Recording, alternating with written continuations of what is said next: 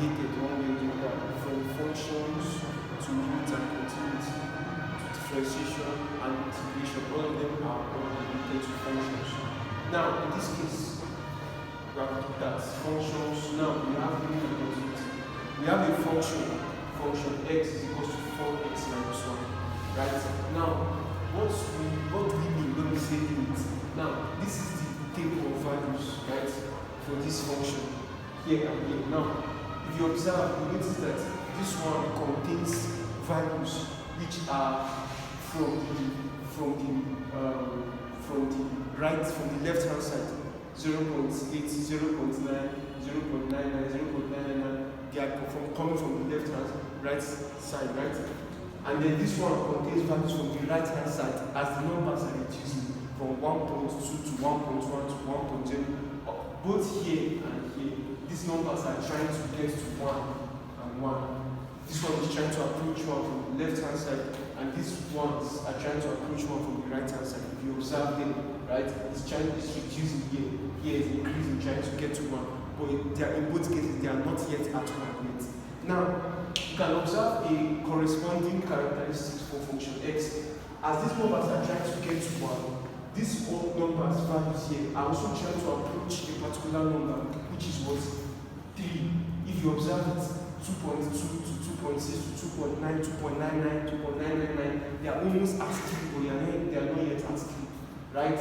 Which is the same thing here. As the numbers here are reducing, the corresponding values of function x are also reducing from 3.8 to 3.4, 3.04, 3.004, they are also trying to get to 3.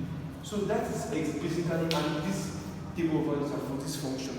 You can do it yourself, you put these values and you see it's the same thing. So that is basically what functions is talking about, limit and continuity is talking about.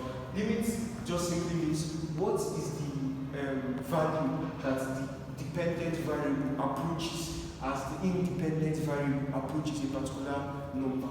What is the dependent variable here? Function x. What is the independent variable?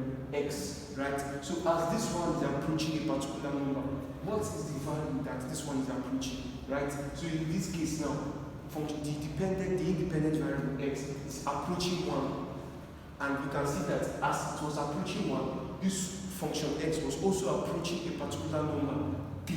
So 3 is the limit that this function can get to as x approaches 1. That is basically what function is. And you can see that both on the left hand side and both from the right hand side is the same thing. They are both trying to approach 1, and as they were both approaching 1, their corresponding values will also try to approach 3. Right? So this is basically why we study limits and continuity. Now, what is the point of this? We have some cases where we cannot, accurately tell the limit itself. For example, in this case, in order for us to get the limit without doing all these things, we just substitute, right? In limit and continuity, as we're going to look at some examples, trying to get the limit, we don't need to plot our table of values. We just need to plot the number that x is approaching, substitute it in the function. For example, if this is y is equal to 4x minus 1, right? Let's write it this way. And we substitute 1 here. We have y is equal to 4 into 1 minus 1, right? This is 4 minus 1. So y is equal to 3. So you see, we just got our value directly, our limit directly by substitution. But there are some cases, right, where in many fields of study, where you cannot accurately get the limit that the function approaches directly, but you can use values close to it to get those limits. That is the purpose of studying limits. For example, if you are given this function and you are asked to find the limits that the function approaches as x approaches 1, what are you expected to do? You substitute 1, right? When you substitute 1, you end up getting 0. 0 over 0, which is 0. What does that tell you? It tells you that the limit does not exist. The limit is not, but let me put it this way, the function is not continuous at that point, but the limit exists. Which means that you cannot get the limit directly, but we're going to study some method that you can use whereby you involve the values close to those limits, like we're involving values close to 1 here, right? And use it to estimate the limit. So this is just basically the idea behind studying